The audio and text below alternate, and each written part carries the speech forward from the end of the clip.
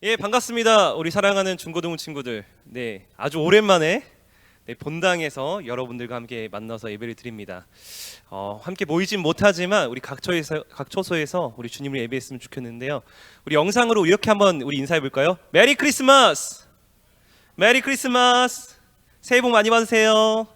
아직 새해 복 받기는 좀 많이 빠른 감이 있지만 그래도 이 땅에 오신 예수님으로 인하여서 우리가 함께 기뻐하며 함께 찬양했으면 좋겠습니다. 네, 그래서 첫 곡이 기쁘다 구주 오셨네입니다. 우리 같이 찬양하면서 주 앞에 나가도록 하겠습니다.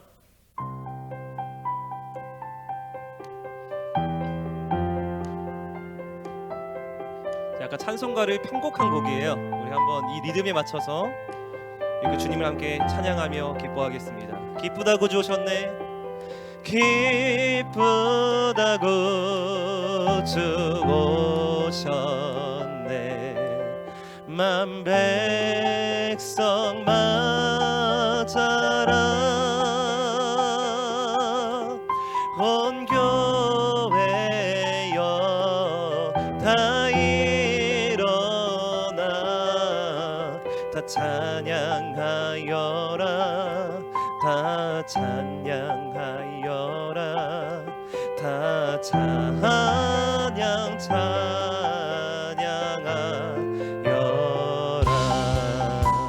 이렇게 박수.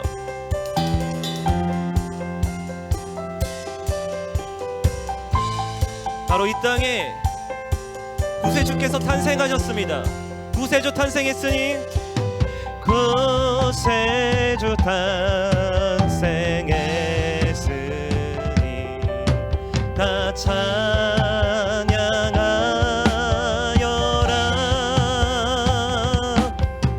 온 세상의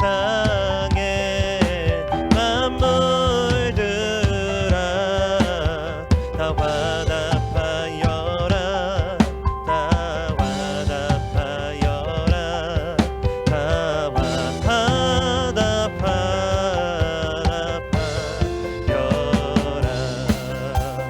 은혜와 진리 되신 주, 은혜와 진리 되신 주, 다 주관하시니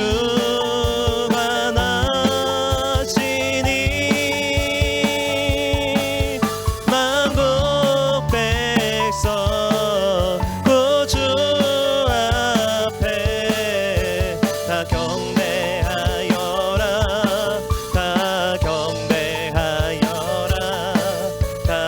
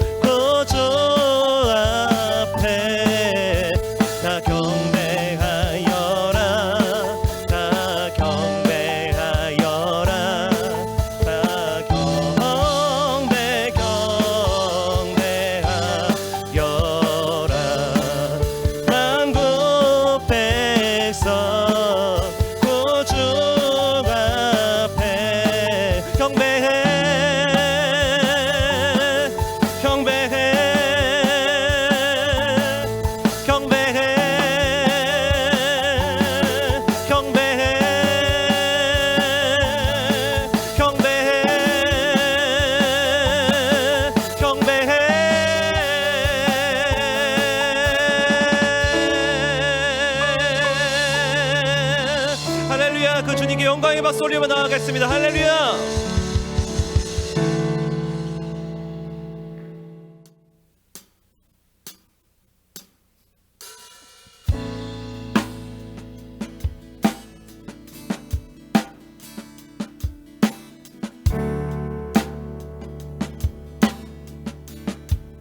거룩한 밤하늘의 금별이 양떼를 지키던 목자들에게 큰 기쁨의 소식을 전했네. 온 세상 알도록 작은 마을 베들레헴에서 아기 예수님 탄생했으니 가장 큰 왕이 나셨다니. 바로 예수는 만왕의 왕, 예수는 만왕의 왕이 나셨다.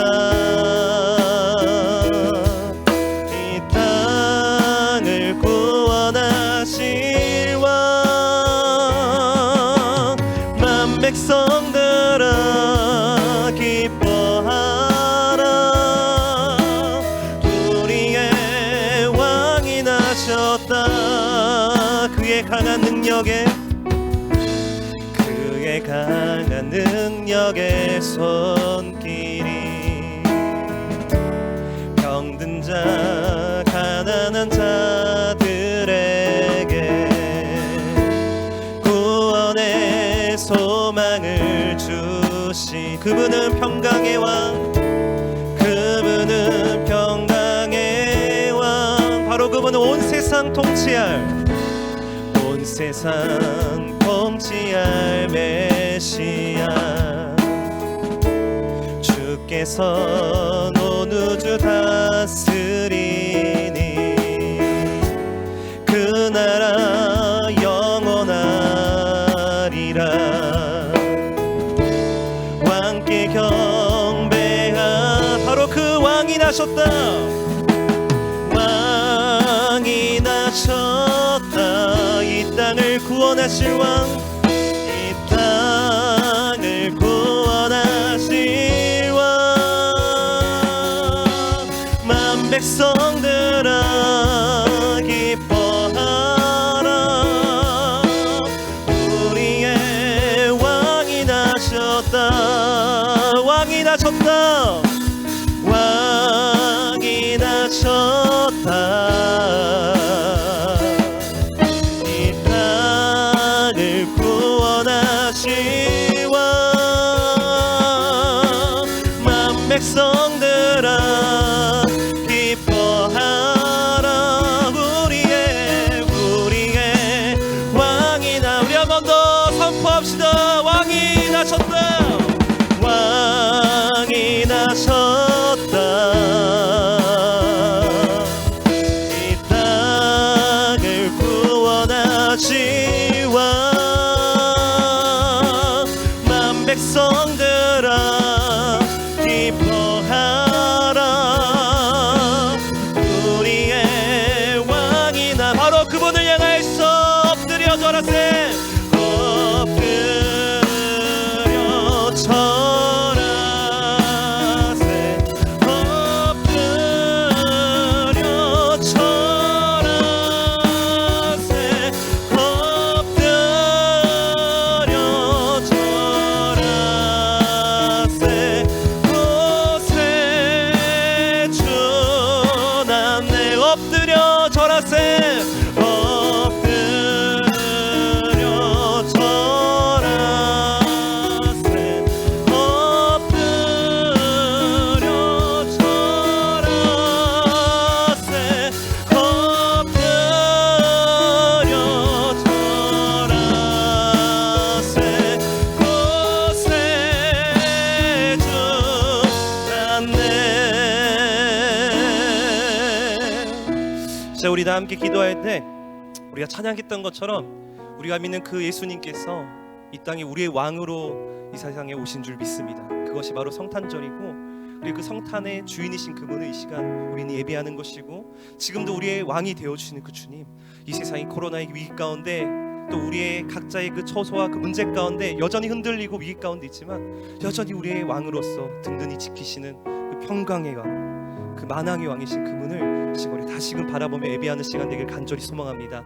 자, 우리 각자의 처소에서 이렇게 기도합시다. 하나님, 자, 그 주님을 이 시간 경배하기 원합니다. 이 세상에 그 많은 것들 있지만 우리가 그 많은 것들을 향하여 우리의 시선을 두는 것이 아니라, 이 세상에 우리의 시선을 두는 것이 아니라 우리의 왕이신, 만왕의 왕이신, 평강의 왕이신 그 예수님께 시선을 두게 하여 주시옵소서. 그 주님께 예배하게 하여 주시옵소서. 우리 다 함께 우리 기도하며 나아가도록 하겠습니다. 함께 기도합니다. 아버지 하나님 감사합니다. 주님, 자, 우리 주님께 우리 시선을 두기 원합니다. 이 땅에 만왕의 왕으로 오신 주님, 이 땅에 평강의 왕으로 오신 주님, 모든 자들이 그 주님을 환영하지 않았지만 이 시간 우리가 그 주님만을 바라보고 그 주님의 왕되심을 믿음으로 시간 예배하며 나아가길 원합니다. 그 주님을 찬양하며 나아가길 원합니다. 그분의 말씀을 듣길 원합니다. 그분을 경배하길 원합니다. 주여, 우리 가운데 함께하여 주시옵소서. 우리 안에 이 기쁨을 회복하여 주시고 주님의 그 마음을 우리 가운데 충만케 하셔서, 자, 그 감격을 가지고 그 왕이신 그 주님을 향한 감격으로 주 앞에 예배하며 나아가는 복된 시간 될 수 있도록 주 우리 가운데 역사하여 주시옵소서.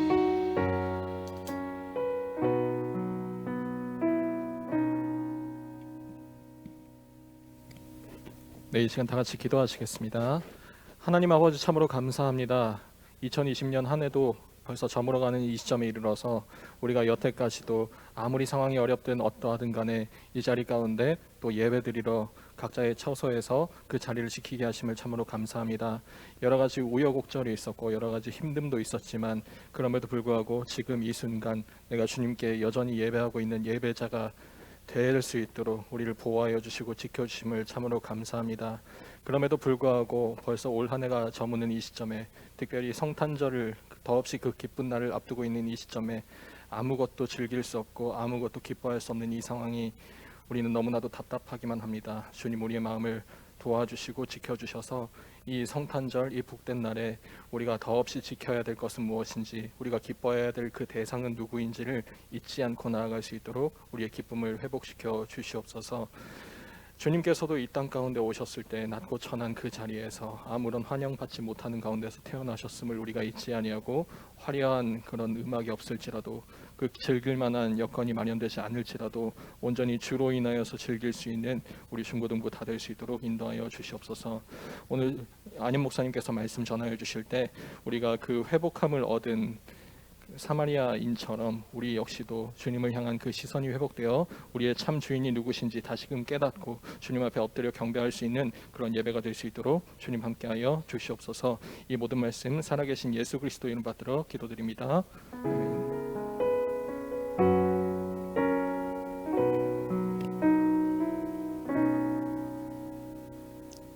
네, 반갑습니다. 우리 말씀 같이 읽어볼까요? 누가복음 17장 11절에서 19절 말씀입니다. 우리 누가복음 17장 11절에서 19절 말씀, 이번 주도 우리가 하나님 통해서 우리 허윤 강사님의 달달한 목소리로 누가복음을 쭉 21장까지 묵상을 해왔는데, 이 17장으로 다시 돌아가서 우리 이 말씀을 함께 오늘 나누도록 하겠습니다. 오늘 말씀의 제목은 초점 맞추기입니다. 초점 맞추기. 우리 누가복음 17장 11절에서 몇 절까지죠? 19절 말씀. 네, 우리 영상을 보는 친구들 그곳에서 같이 저랑 한 목소리로 읽도록 하겠습니다. 시작. 예수께서 예루살렘으로 가실 때 사마리아와 갈릴리 사이로 지나가시다가 한 마을에 들어가시니 나병 환자 10명이 예수를 만나 멀리 서서 소리를 높여 이르되 예수 선생님이여 우리를 불쌍히 여기소서 하거늘 보시고 이르시되 가서 제사장들에게 너희 몸을 보이라 하셨더니 그들이 가다가 깨끗함을 받은지라. 그 중에 한 사람이 자기가 나은 것을 보고 큰 소리로 하나님께 영광을 돌리며 돌아와 예수의 발 아래에 엎드려 감사하니 그는 사마리아 사람이라.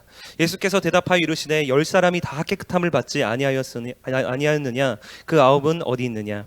이 이방인 외에는 하나님께 영광을 돌리러 돌아온 자가 없느냐 하시고 그에게 이르시되 일어나 가라, 내 믿음이 너를 구원하였느니라 하시더라. 아멘. 네, 바로 초점 맞추기라는 제목으로 하나님의 말씀을 전하도록 하겠습니다. 절대 제 이야기가 아닙니다. 어떤 아내와 남편에 대한 이야기인데요. 한 아내가 남편이 퇴근해서 돌아올 때 치킨을 좀 사와라 라고 했습니다. 아주 추운 날씨에, 남편은 아주 추운 날씨에 몸도 너무 피곤했지만 아내가 가장 좋아하는 그 치킨을 위해서 그 아내가 가장 또 좋아한다는 메이커인 브랜드인 그 치킨집에 가서 그것도 갓 튀긴 맛있는 치킨을 이제 포장해 이제 갔습니다. 그리고 이 치킨을 들고 가면서 이 치킨을 받고 나를 반갑게 반겨줄 그 아내를 막 상상해 보면서 이런 자신을 기쁘게 맞이해줄 아내를 기대하면서 이제 집에 들어갔습니다. 드디어 남편이 이제 집에 들어갔고요. 아내는 마침 친구와 이제 통화를 하는 중이었습니다. 그리고 아내는 마침 집에 들어온 남편을 딱 보면서 환한 미소로 반기며 친구에게 전화로 이렇게 외쳤습니다. 야, 치킨 왔어. 끊어. 그 남편은 순식간 치킨이 되어버렸다라는 이야기인데요. 다시 말해 이 이야기는 절대 제 이야기가 아닙니다. 어떤 남편과 아내 이야기입니다. 우리 중고등부 친구들, 여러분들 혹시 이런 경험이 있지 않으십니까? 퇴근하고 오신 부모님이 아니라 퇴근하고 오신 부모님 손에 든 무언가를 우리는 더 기다리고 고대하고 있지 않았습니까? 부모님이 오셨을 때 와, 아빠 왔다, 엄마 왔다가 아니라 치킨 왔다라고 외치며 그저 뒤돌아보며 그 치킨만을 먹고 있고 그것으로 감격하며 기뻐하는 것이 어쩜 우리의 모습이 아니었나라는 것입니다. 오늘 우리가 누가복음 17장의 말씀을 읽었는데요. 우린 이 본문을 보통 10명의 나병 환자의 치유 사건으로 알고 있을 것입니다. 즉 우리는 이 본문 생각할 때 우리 생각엔 질병을 치유한 사건, 뭔가 문제가 해결된 사건으로 남아 있을 것입니다. 그러나 오늘 본문을 자세히 보면 그건 처음 말씀드린 대로 그저 남편의 손에 든 그 치킨, 부모님의 손에 든 그 선물만을 기억하는 것과 다를 바가 없다라는 거예요. 다시 말해 우린 이 말씀을 통해서 오히려 이 일을 행하신 그분을 주목해야 한다라는 것입니다. 그저 그분의 손에 든 무언가를 주목하며 그 문제 해결만을 주목하며 이것 자체만을 원하고 오늘도 바라는 것이 아니라 오히려 우리는 이 문제를 해결하신 그분을 향해 오늘도 나아가야 하며 그 문제를 해결하신 그분을 우리가 다시금 만나게 될 때 그때 우리의 삶에 새로운 역사가 시작될 수 있다라는 것이죠. 그렇다면 우리는 진정 그분을, 그 믿음의 대상인 그분을, 그 예수님을 어떻게 바라봐야 할까요? 그분을 온전히 바라본다라는 것이 과연 무엇일까요? 우리 11절과 13절의 말씀을 한번 같이 읽도록 하겠습니다. 시작. 예수께서 예루살렘으로 가실 때 사마리아와 갈릴리 사이로 지나가시다가 한 마을에 들어가시니 나병 환자 10명이 예수를 만나 멀리 서서 소리를 높여 이르되 예수 선생님이여 우리를 불쌍히 여기소서 하거늘. 11절에 보면 예수님은 이제 어디를 가시던 중이었냐면 바로 예루살렘에 가시는 중이었다라고 합니다. 여러분, 예수님이 왜 예루살렘을 향해 가시고 계셨을까요? 우린 이미 이번 주 묵상을 통해 들어왔을 것입니다. 바로 예수님은 십자가를 지시기 위해 예루살렘을 향하여 가고 계셨다라는 겁니다. 바로 우리를 구원하시는 그 일을 하기 위해 예수님은 지금 예루살렘으로 걸어가고 계시는 중이었습니다. 그리고 오늘 본문을 자세히 보면 예수님은 그 예루살렘을 가는 길에 어디를 지나시냐면 사마리아와 갈릴리 사이를 지나신다라고 합니다. 여러분, 사마리아는 아시다시피 유대인들이 그처럼 싫어하고 혐오하는 그런 사마리아인들이 사는 땅입니다. 그리고 갈릴리는 이 유대인들이 사는 땅인 것이죠. 즉 예수님이 사마리아인들이 살고 있는 땅과 이 사마리아인들을 너무 싫어하는 유대인들이 사는 갈릴리 그 땅 사이, 그 사이를 지나셨다는 건 어떤 자들 속에 들어가셨다라고 할 수 있냐면요, 이 세상에서 밀려난 자들, 낙오된 자들, 우리가 흔히 말하는 인싸에서 밀려난 아싸들이 거하는 그런 비주류들이 모여 있는 곳에 들어갔다라고 할 수 있습니다. 즉 이런 자들은요, 그 어느 곳에도 거할 수 없는 자들인 거예요. 이런 자들에겐 어떻게 보면 도움이 필요하고요, 구제가 필요합니다. 흑수저들이기에, 흑수저보다 더 못한 자들이기에 정말 어느 정도 동수저라도 은수저라도 될 수 있는 기회가 필요한 자들입니다. 그런데 여기 있는 그들은요, 그 모든 것마저도 다 끊어져 있는 자들이라는 것입니다. 뭔가 구제받아야 할 대상이지만, 불쌍히 여김을 받아야 할 대상이지만 아무것도 구제받지 못하고 그 누구에게도 불쌍히 여김을 받지 못하는 자들, 어떤 자비도 미치지 못했던 자들이 바로 그곳에 거하는 자들이었고, 그곳에 바로 예수님이 지금 들어가고 계시다라는 겁니다. 그리고 오늘 말씀에는 그 비주류 중에 한 부류인 나병 환자 10명이 등장합니다. 즉 그들은 비주류인 만큼요, 예수님을 대할 때도 가까이 가지를 못해요. 저 멀리서 그냥 서 있습니다. 서 있고 물론 우리가 나병 환자이기 때문에 멀리 떨어져 있는 거 아닌가, 전염될까봐 그런 거 아닌가 싶지만 사실 그 나병이란 건 전염성이 전혀 강하지 않습니다. 그렇게 강하지 않아요. 즉 그들은 원래부터 어떤 자들이었냐면 그런 존재였다라는 거예요. 뭔가 멀리서만 바라볼 수 있는 존재들, 어느 곳에도 뭔가 낄 수 없었던 자들, 당당히 다가갈 수도 그럴 용기도 없었던 자들, 뭔가 그런 자격조차 상실한 자들, 그 소외와 따돌림에 어느 순간 익숙해버린 자들이 바로 그 나병 환자 10명이었다라는 것입니다. 사랑하는 여러분, 이 나병 환자들의 삶은 어땠을까요? 그들의 마음은 어땠을까요? 우린 코로나 질병을 지금 겪고 있으면서 너무나도 힘들고 답답해합니다. 그러면서 지금도 그 두려움과 이 코로나에 대한 이 불안 가운데 살고 있지만, 그럼에도 우리는 뭐가 있어요? 이 코로나가 그래도 뭔가 종식될 거라는 막연한 희망을 가지고 있습니다. 뭔가 백신이 나올 거라는 그런 막연한 기대를 품을 수 있잖아요. 그러나 그 당시 이 나병 환자는 아예 소망이 없는 자들이었습니다. 나병에 걸리면 평생 살이 썩는 고통을 겪어야 했고 평생 사회와 단절한 채 외롭게 살아야 했던 것입니다.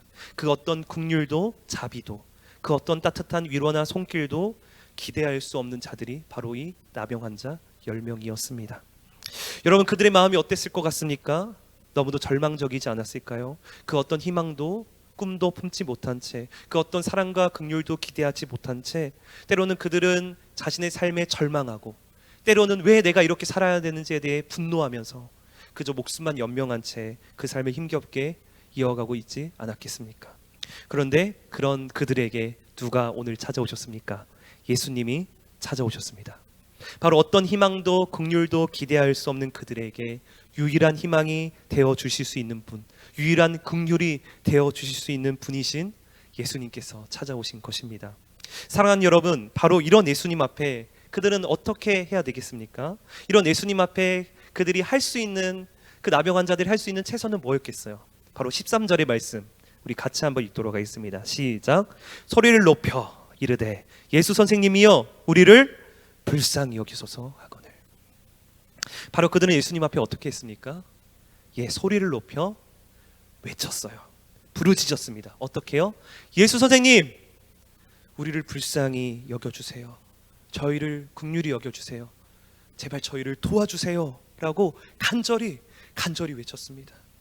이 말은 즉슨 한 번도 외치지 못했던 그들이요, 한 번도 자신을 불쌍히 여겨달라고 외칠 수도 없었던 그들이 드디어 외치기 시작했다라는 거예요. 누구를 보고요? 예수님을 보고요. 다시 말해 이 10명의 나병 환자들은 한 번도 품을 수 없었던 그 소망을, 그 기대를 지금 누구에게만 오로지 둔 채 누구에게 외치고 있는가? 바로 예수님께 모든 것을 둔 채, 모든 기대를 둔 채 외치고 있다라는 것입니다. 여러분, 이 장면이 우리에게 의미하는 바가 무엇일까요? 이 외침이 우리에게 무엇을 의미하는 걸까요? 바로 우리에게 믿음이란 바로 이런 외침과도 같다라는 것입니다. 그저 내가 선택할 수 있는 여러 항목 중에 하나를 선택해서 이거다라는 걸 말하는 것이 아닙니다. 오히려 그 어떤 선택도 할 수 없고 그 어떤 선택도 품을 수 없는, 그런 아무것도 할 수 없는 그 절망의 상태 가운데 있는 우리의 삶 가운데서도, 그런 절망 가운데서도 그럼에도 우리가 외칠 수 있고 소망할 수 있고 이런 나를 도와달라고 불쌍히 여겨달라고 외칠 수 있는 분이 우리에게 있음을 지금 보여주고 있는 거예요. 바로 그분이 누구라고요? 예수님이요. 바로 예수님이 우리의 진정한 유일한 소망이 되심을 다시금 보게 되는 것, 그분이 나의 유일한 위로 되심을 보게 되는 것, 그러므로 그분을 향해 진정 외치며 이런 나를 불쌍히 여겨달라고 부르짖는 그것이 진정 나를 구원하신 예수님을 믿음으로 바라보는 고백이라는 것입니다. 사랑하는 여러분, 저는 저와 여러분들이 이처럼 그 예수님을 바라보길 간절히 소망합니다. 그저 나의 문제를 해결해 줄 수 있는 수많은 열쇠들 가운데 하나가 예수님이 아니라, 그저 내 삶에 위로받을 수 있고 뭔가 소망할 수 있는 여러 가지 것들 가운데 그 부수적인 것 하나가 예수님이 아니라, 내 삶의 유일한 소망이 되어 주실 수 있는 분, 내 삶의 유일한 위로가 되어 줄 수 있는 분, 내 삶의 유일한 구원자가 되어 주실 수 있는 그 분이 바로 예수님이다라는 사실을 진정 믿음으로 바라보길 축복합니다. 그리하여 오히려 여러분의 삶이 저 밑바닥이 있을지라도, 현재 입시의 흐름 가운데, 뭔가 취업의 흐름 가운데, 외모의 흐름 가운데 비주류에 우리가 속해 있을지라도 이런 나를 여전히 도와주실 수 있고 긍휼히 여길 수 있고 구원할 수 있고, 이런 우리를 지금도 불쌍히 여기시며 우리를 가장 선한 길로 인도하시는 그분을 향해 간절히 외치며 나아가는 저와 여러분들이 되길 간절히 축복합니다. 둘째, 우리가 예수님을 온전히 바라본다라는 것이 무엇일까요? 우리 14절의 말씀을 같이 읽도록 하겠습니다. 우리 14절의 말씀 읽겠습니다. 시작. 보시고 이르시되 가서 제사장들에게 너희 몸을 보이라 하셨더니 그들이 가다가 깨끗함을 받은지라. 말씀을 보면 예수님이 이런 그들의 외침을 들으셨음을 알 수 있어요. 그래서 그 외침을 들으시고 그들을 보시죠. 네, 보셨습니다. 즉 아무도 보지 않았던 그들, 아무도 신경 쓰지 않았고 아무도 주목하지 않았던 그들을 드디어 예수님이 바라보셨다라는 것입니다. 여러분, 그 예수님이 이제 그 나병 환자들에게 행하실 그 일이 얼마나 기대가 됩니까? 하나님의 아들이신 그분이 이 작고 소외되고 아무런 관심과 사랑을 받지 못한, 돌봄을 받지 못한 그 나병 환자들을 바라보셨기에 예수님이 얼마나 그들에게 적합한 처방과 말씀을 내리시겠냐는 겁니다. 여러분, 예수님이 이런 그들을 바라봤을 때 그 나병 환자들 역시 얼마나 기뻤을까요? 얼마나 가슴 뛰며 예수님의 그 말하실 그 말씀을 기대하고 있었을까요? 근데 여러분, 예수님께서 뭐라고 말씀하셨습니까? 14절에 보시고 이르시되 가서 제자들에게 너희 몸을 보이라. 여러분, 예수님이 하신 말씀이 뭐라고요? 가라는 거예요. 그냥 가라는 겁니다. 어디를요? 제사장에게로 가라는 겁니다. 여러분, 그 당시 제사장에게 가라는 건 무엇을 의미하냐면요, 완치 판정을 받으러 가라는 것입니다. 예를 들어 환자가 병원에 입원했을 때 보통 퇴원을 하려면 어떤 상태여야 됩니까? 완치가 되어야 합니다. 어느 정도 다 회복이 되어야 의사에게 찾아가서 완치 판정을 받고 퇴원할 수 있는 것입니다. 그런데 환자가 아직 중환자실에 있어요. 아직 수술도 지금 받지 못한 상태예요. 온몸이 지금 병균이 득실득실한 상태인 것입니다. 근데 그런 환자가 의사에게 찾아가서 나 퇴원하겠다, 나 정상이다, 이렇게 퇴원하겠다 하면 어떻게 하겠습니까? 어떻게 할까요? 소위 미쳤다라는 소리 듣겠죠. 정신 나갔다라는 소리 들을 거예요. 모두가 말릴 것입니다. 여러분, 지금 나병 환자가 어떤 상태예요? 예, 여전히 나병의 상태예요. 나병 환자들은 피부가 썩어가는 병이기 때문에 코가 없거나 귀가 없거나 손가락이 없거나 하는 분들이 많습니다. 즉 그들은 여전히 온전치 못한 몸으로 썩은 냄새가 진동한 채 그저 서 있는데 예수님은 그저 저 멀리서 가라고만 하시는 거예요. 제사장에게 가라고요. 여러분, 이 말씀을 어떻게 받아들여야 할까요? 이런 예수님 너무 무심해 보이지 않습니까? 차라리 예수님이 이런 나병 환자들에게 다가가서 안수 기도라도 해주셨다면, 차라리 구약에 등장한 그 나하만 장군처럼 어떤 호숫가에 가서 깨끗이 목욕을 하면 낫는다라는 뭔가 구체적인 뭔가 처방이나 증거라도 주신다면 뭔가 더 감격하고 믿고 움직일 수 있을 텐데, 예수님은 지금 그냥 가라는 거예요. 그냥 가라는 것입니다. 가서 그저 내 몸을 보여주라는 것입니다. 우리 사랑하는 우리 중고등부 친구들, 선생님들, 여러분들이라면 어떻게 하시겠습니까? 무언가 합리적인 근거도 없고 증거도 없는 이 무대포와 같은 이 말씀 앞에 여러분들은 어떻게 하시겠습니까? 그런데 오늘 나병 환자들은 예수님의 말씀대로 그곳을 떠납니다. 제사장들이 있는 그곳으로 떠났다라는 거예요. 뭔가 보이는 것도 없고 손에 잡히는 것도 없고 합당한 증거도 없지만 그들은 그저 예수님이 말씀하시는 대로 갔다라는 것입니다. 그리고 그렇게 가다 보니 어떻게 되었다고요? 온몸이 깨끗해진 거예요. 성경에서 말한 대로 가다가 깨끗해진 것입니다. 사랑하는 여러분, 이 말씀을 통해 우리는 무엇을 알 수 있겠습니까? 정말 하나님의 말씀을 믿는다라는 것이 무엇일까요? 예수님의 말씀을 진정 따른다는 것이 무엇이겠습니까?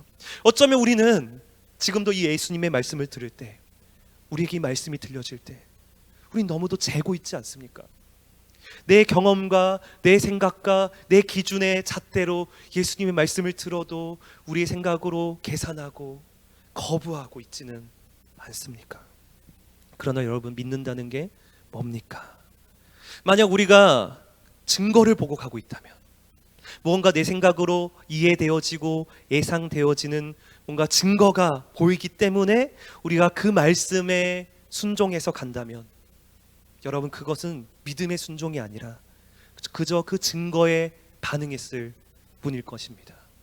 내 생각으로 납득이 되고 뭔가 이해가 되어질 때에만 그 말씀에 움직인다면, 그저 내 환경과 여건이 주어질 때만, 열려질 때만 순종한다면, 그건 그 말씀을 믿고 순종한 것이 아니라 그 말씀대로 순종할 수 있는 그 조건과 증거들이 있기 때문에 그저 움직인 것이라는 거예요. 다시 말해, 우리가 이 말씀을 믿는다는 게 뭐예요?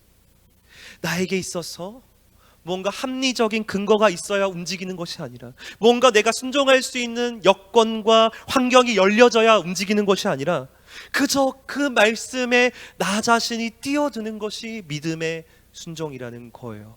뭔가 보이는 게 없고 여전히 손에 잡히는 게 없어도, 너무 캄캄해서 지금 아무것도 보이는 것도 느껴지는 것이 없어도 이 말씀이 나에게 더 그 가운데 크게 보여지게 되는 것, 이 말씀을 오히려 그 가운데 더 분명하게 바라봐지게 되는 것, 더 나아가 이 말씀을 주신 그분을 더 확실하게 의지하며 나아가게 되는 것이 믿음이라는 것입니다.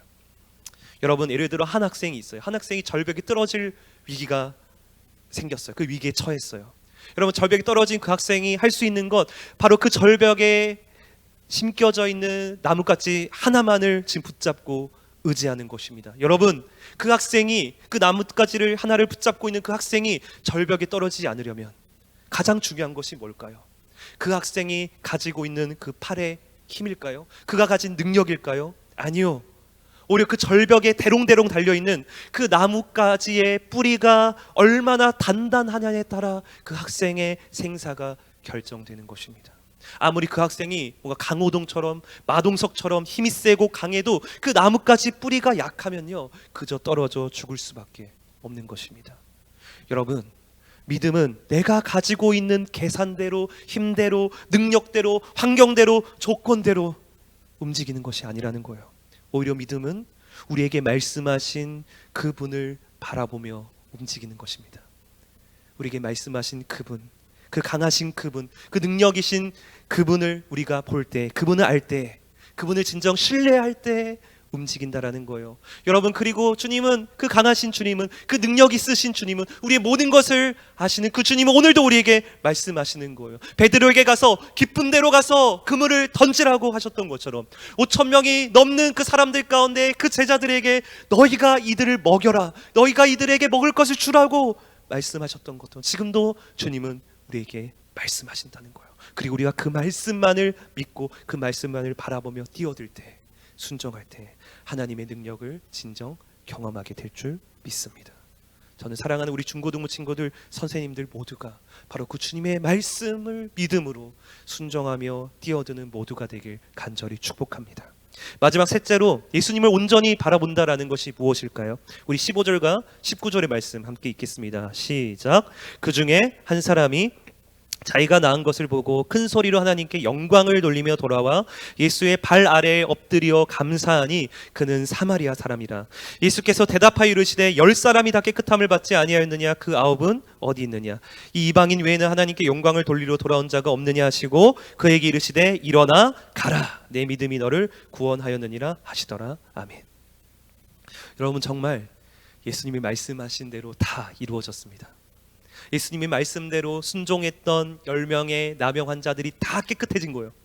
여러분, 몸이 깨끗해졌어요. 그들의 평생의 인생의 가장 큰 문제가 해결되었어요. 여러분, 그들이 얼마나 기뻤을까요? 아무런 소망이 없었던 그들이 자신의 몸이 온전해진 것을 알았을 때 얼마나 감격했을까요? 아마 그 기쁨은 상상할 수 없을 것입니다. 즉 그들 대부분 자신이 깨끗해진 것만을 보며 지금 기뻐하고 있었던 거예요. 자신의 인생에서 정말 힘들었고 염려했던 그 큰 문제가 해결된 것을 보니까 그것만을 보며 기뻐하고 있었다라는 것입니다. 그리고 대다수가 그것만을 보면서 제사장에게로 달려가고 있었습니다. 그런데 그 중에 누구요? 한 사람. 바로 자기가 낳은 것을 보고, 자신이 깨끗해진 것을 보고 그 중에 한 사람이 어떻게 합니까? 바로 15절 16절 우리 한 번 더 같이 읽겠습니다. 시작. 그 중에 한 사람이 자기가 낳은 것을 보고 큰 소리로 하나님께 영광을 돌리며 돌아와 예수의 발 아래에 엎드려 감사하니 그는 사마리아 사람이라. 바로 10사람 중 한 사람만이 자기가 낳은 것을 보고 어떻게 합니까? 큰 소리로 하나님께 영광을 돌리며 다시 돌아와 예수의 발 앞에 엎드려 감사하는 거예요. 그리고 그 돌아왔던 사람은 다름 아닌 사마리아 사람이었습니다. 여러분, 이 장면을 우리가 어떻게 바라봐야 할까요? 예수님께 고침받았는데 그 고침받은 것에 대해 뭔가 감사 인사도 하지 않은 그 저 배은망덕한 9명의 유대인들과 그 가운데 그 은혜에 감사하며 정말 돌아왔던 작디 작은 그 사마리아인 한 사람을 지금 이 누가는 비교하면서, 이 누가복음의 누가는 비교하면서, 야 너희도 이 사람처럼 좀 감사할 줄 알아라, 좀 감사할 줄 알아 라는 그런 말을 지금 하고 싶은 것일까요? 그래도 오늘 말씀을 자세히 보면 그렇지가 않습니다. 누가는 단순히 우리에게 감사할 줄 알아라 라는 말을 하고 있는 것이 아닙니다. 오히려 누가는 너희가 그 문제 해결 가운데 무엇을 봐야 할지, 무엇을 주목해야 할지를 말씀하고 있는 거예요. 즉 모두가 자신의 문제 해결만을 보고 있었습니다. 자신이 깨끗해진 것만을 보고 그것만으로 감격하고 있었다라는 거예요. 그런데 그 10명 중 한 사람, 사마리아인만이 자신이 깨끗해진 것을 보고 이 문제가 해결되어진 것을 보고 무엇을 보았다라는 것입니까? 이 문제를 해결해 주신 그분을 보았다라는 것입니다. 즉 더 이상 비전이 없는 내 삶 가운데 그 어떠한 긍휼도 사랑도 임할 수 없는 내 삶 가운데 긍휼을 베푸셨고 자비를 베푸셨고 은혜를 베푸셨고 다시금 산소망을 품게 하신 그분을 그는 보았던 것이고 그분에 대한 그 감격이 그 사마리아의 마음간에 가득하여서 그 주님 앞에 엎드리게 되었다라는 것입니다. 그래서 사마리아인이 급히 돌아와 예수님 앞에 엎드렸을 때 가장 먼저 했던 것이 뭐였다고 말씀합니까? 감사했다라는 거예요. 감사했다. 너무 감격스러워서 그분을 보니까, 이 문제 해결이 아닌 이 문제 해결을 행하신 그분을 보니까 너무 감격스럽고 감사해서 엎드리며 최상급의 예배를 드렸다라고 합니다. 즉 그는요 이 문제 해결만을 보며 기뻐하며 쫓아간 것이 아닌 이 문제를 해결하신 예수님을 바라보며 기뻐하며 예배했다라는 것입니다. 그리고 그분 앞에 섰을 때 예수님이 뭐라고 말씀하십니까? 우리 19절의 말씀 한 번 더 읽겠습니다. 시작. 그에게 이르시되 일어나 가라, 내 믿음이 너를 구원하였느니라 하시더라. 바로 예수님께서 이렇게 말씀하셨습니다. 내 믿음이 너를 구원했다. 여러분, 이게 무슨 의미일까요? 바로 너의 그 나병을 고쳤던 그분이, 너의 그 가장 큰 문제를 해결해 주신 그분이 바로 너의 인생의 근본적인 문제 역시 해결하시는 분, 구원하시러 온 분이심을 밝히시는 거예요. 바로 너가 감격하며 지금 예배하는 예수 그리스도가 너가 가진 그 모든 죄와 사망과 저주의 문제에서 해결할 수 있는 유일한 구원자이시다. 바로 너가 오늘 그분을 믿었기에, 그분을 만났기에 더 이상 이전과 다른 새로운 삶을 이제 살게 될 것임을 주님은 선언하고 계시다라는 것입니다. 이 말은 즉슨 비록 나머지 나병 환자 9명은 고침은 받았지만, 뭔가 문제는 해결되었지만 그들은 결국 인생의 근본적인 문제를 해결하지 못한 채, 그 죄의 문제를 해결받지 못한 채 떠나갔다라는 거예요. 물론 그들은 지금 당장의 고통스러운 나병에서는 해방되었겠지만, 고침받았겠지만 그들은 나병만 사라졌을 뿐 여전히 똑같은 현실 앞에 살아가야 했던 것입니다. 그들의 문제는 해결되었지만 여전히 그들의 현실, 죄로 인해 슬퍼하며 염려하며 고통받는 그 현실을 그들은 살아가야 했고 결국 그 죄로 인한 심판이 그들에겐 기다리고 있었어요. 그러나 이 문제를 해결하신 근원 되신 예수 그리스도께 나아갔던 그 사마리아인은 이 문제에서 해결될 뿐 아니라 그 인생 전체의 문제, 심판의 문제, 죄의 문제에서 구원받게 되고 그의 삶은 주님과 함께 동행하는 새로운 인생, 영생의 삶으로 나아갈 수 있게 되었다라는 것입니다. 즉 누가는 이 말씀을 통해 우리에게 무엇을 말해주고 있는 것입니까? 우리 마음 가운데 지금 무엇을 외치고 있는 것입니까? 바로 우리는 지금도 무엇을 보고 있냐는 거예요. 무엇을 봄으로 감격하고 있냐는 것입니다.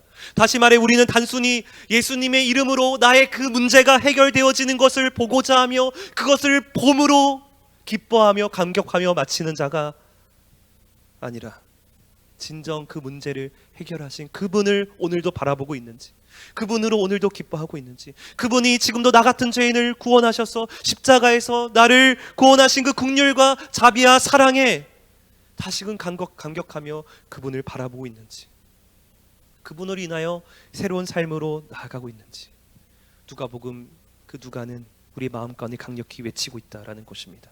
사랑하는 여러분, 우리는 무엇을 봄으로 감사하고 있는 자들입니까?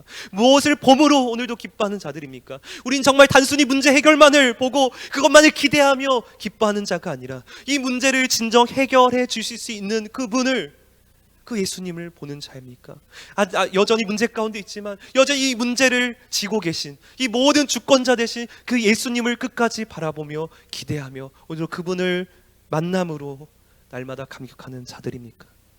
저 역시도 보면 그 주님을 믿는다고 하면서 구원받았다고 하면서 그 주님을 보지 못하고 살아갈 때가 참 많은 것 같습니다.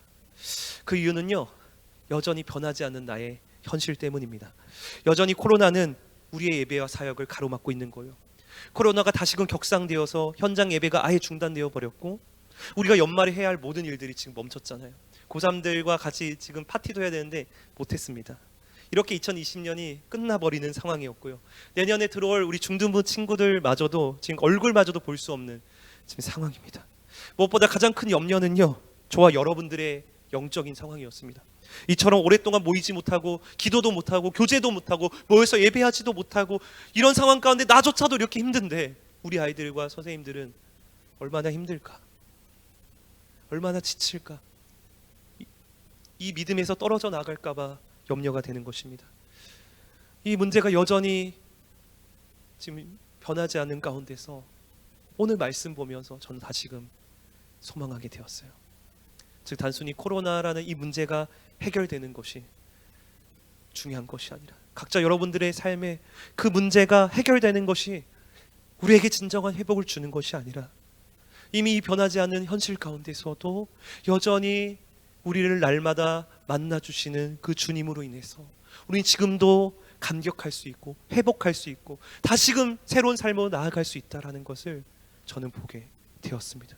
물론 우리의 현실의 문제 가운데 우리는 여전히 거하고 있고 힘이 들겠지만 그 전능하신 주님은 우리가 어떤 자리에 있어도 어떤 공고한 위치에 있어도 비주류에 속해 있어도 우리 주님은 이런 우리를 여전히 만나주실 수 있고 긍휼히 여길 수 있고 위로해 주실 수 있고 도와주실 수 있고 이런 우리를 회복할 수 있고 이런 우리를 변화시켜 줄 수 있는 전능하신 분, 그 해결자이신 그분이, 그 구원자이신 분이 여전히 우리와 함께 하실 줄 믿습니다.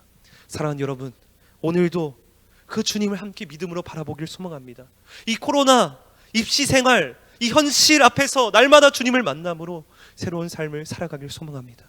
물론 이 지긋지긋한 코로나가 이 생활이 빨리 지나갔으면 좋겠고 이 힘든 입시의 문제가 빨리 끝났으면 좋겠고 각자가 가지고 있는 그 문제가 빨리 해결되었으면 좋겠지만 단순히 이 문제 해결만을 고대하며 그것만을 기다리는 자가 아니라 오히려 이 문제를 통해서 우리의 작은 믿음을 일깨워 주시며 이 문제를 진정 지나가게 하실 수 있는 그 주님께 오늘도 우리의 초점을 맞추며 그 주님을 날마다 만나는 우리의 삶이 되길, 그 한 주간의 삶이 되길 주님의 이름으로 간절히 축복합니다. 시작 같이 찬양할 때 우리 모든 상황 속에서 함께 찬양합시다.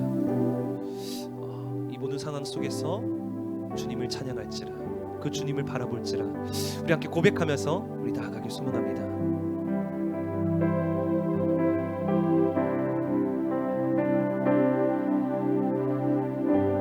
모든 상황 속에서 모든 상황 속에서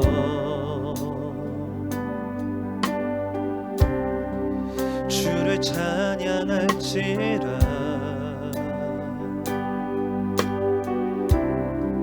주는 너의 큰 산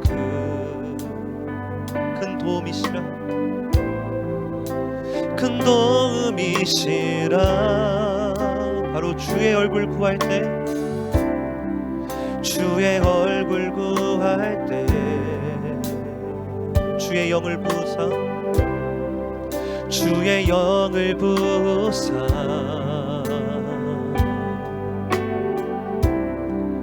그 신 사랑 안에서 바로 그 주를 보게 하소서.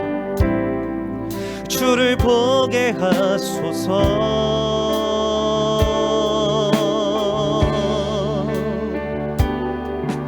내 영혼이 확정되고 확정되었사오니 믿음에 눈들어 주를 바라봅니다.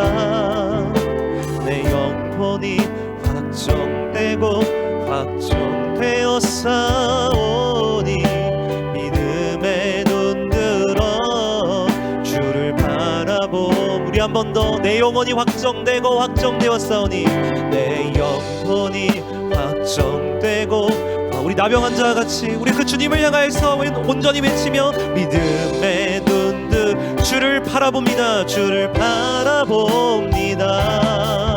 내 영혼이 확정되고 확정되었사오니 믿음의 눈들어 주를 바라봅니다. 주를 찬양할 때 주의 나라 주를 찬양할 때 주의 나라 힘이 임했네. 주의 영원한 나라 주 보게 하소서. 주 보게 하소서. 내 영혼이 확정되고 확정되었사. 믿음의 눈들어 믿음의 눈들어 주를 바라봅니다. 내 영혼이 확정되고 확정되었사오니 믿음의 눈들어 우리의 그 변하지 않는 그 현실과 문제 앞에서 이렇게 선포합시다. 내 영혼이 확정되어 내 영혼이 확정되고 확정되고 우리의 믿음의 눈을 들어서 믿음의 눈 들어 주를 바라봅니다. 내 영혼이 확정되고 확정되었사오니 믿음의 눈 들어 주를 바라봅니다. 이 시간 우리 같이 기도하기 원합니다.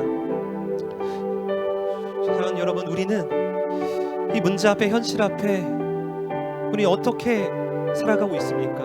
이 코로나라는 문제 앞에 그 진로의 문제 앞에 입시의 문제 앞에 각자의 처한 그 문제 앞에 어쩌면 우리는 여전히 이 문제 때문에 힘들어하고 이 문제가 해결되기만을 고대하면서 이 문제만 없다면 내 삶에 진정 회복이 있는 것처럼 이 문제만 해결되어진다면 내 삶에 진정의 행복이 열려질 것처럼 우리 그것만을 기대하며 살아가고 있지 않습니까?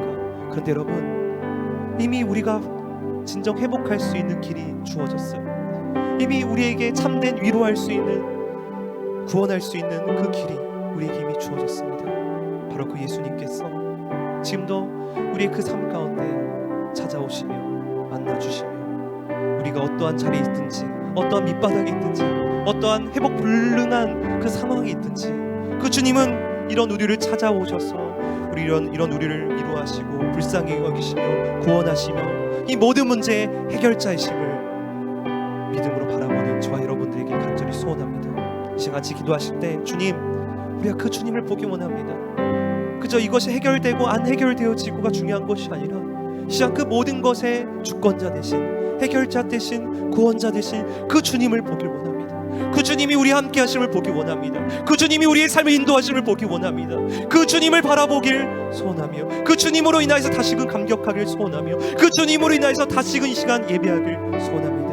하나님, 이 시간 우리 가운데 믿음을 더하여 주시옵소서. 우리 가운데 믿음을 더하여 주시옵소서. 그 주님을 보게 하여 주시옵소서. 그 어려운 현실 앞에 그 변하지 않는 현실 앞에서도 우리와 함께 하신 그 주님을 믿음으로 바라보며 나아가게 하여 주시옵소서. 자, 나 함께 주님의 이름 한번 부르고 함께 기도하겠습니다. 주여, 하나님 아버지 감사합니다. 하나님, 우리가 이 변하지 않는 현실 앞에 믿음으로 선포하기 원합니다. 내 영혼이 확정되고 확정되었사오니 믿음의 눈을 들어 그 주님을 바라본다고 그 문제의 해결자 되신 진정한 구원자 되신 그 주님을 바라보길 간절히 소원합니다. 우리가 어떤 자리에 있을지라도 어떤 곤고한 위치에 있을지라도 이런 우리를 긍휼히 여기시며 구원하실 그분을 이 시간 믿음으로 바라보길 소망합니다. 그분을 예배하길 원합니다. 하나님 어떤 자리 가운데 우리를 찾아오시는 위로하시는 아버지 해결자 되신 그 주님을 바라보길 간절히 소원합니다. 성령이 우리 가운데 역사하여 주시옵소서. 그 구원의 은혜를 바라보게 하셔 주시옵소서. 그 구원의 감격을 회복하게 하여 주시옵소서. 하나님 우리의 마음 가운데 꺼져버린 등불 같은 아버지 신락같이 끊어져버린 갈대아 같은 우리의 마음을 다시금 회복하여 주시고 그 주님을 바라봄으로 말미암아 회복하여 나아가게 하여 주시옵소서. 하나님 아버지 감사합니다. 이 시간 말씀을 통해 우리의 진정한 회복이 내가 생각하는 그 문제 해결에 있지 않다는 것을 시간 보게 하시며 시간 진정한 해결자 되신 구원자 되신 치료자 되신 예수 그리스도를 바라보며 나아가게 하시니 참으로 감사합니다. 하나님 우리 너무나 연약하여서 그 주님을 보지 못할 때가 많습니다. 그래서 우리가 보이는 그 현실의 문제 앞에 변하지 않는 그 현실의 그 문제 앞에 우린 날마다 절망하며 낙심하며 그 모든 감격을 잃어버린 채 살아갈 때가 너무나도 많습니다. 하나님 이런 우리를 불쌍히 여겨주십시오.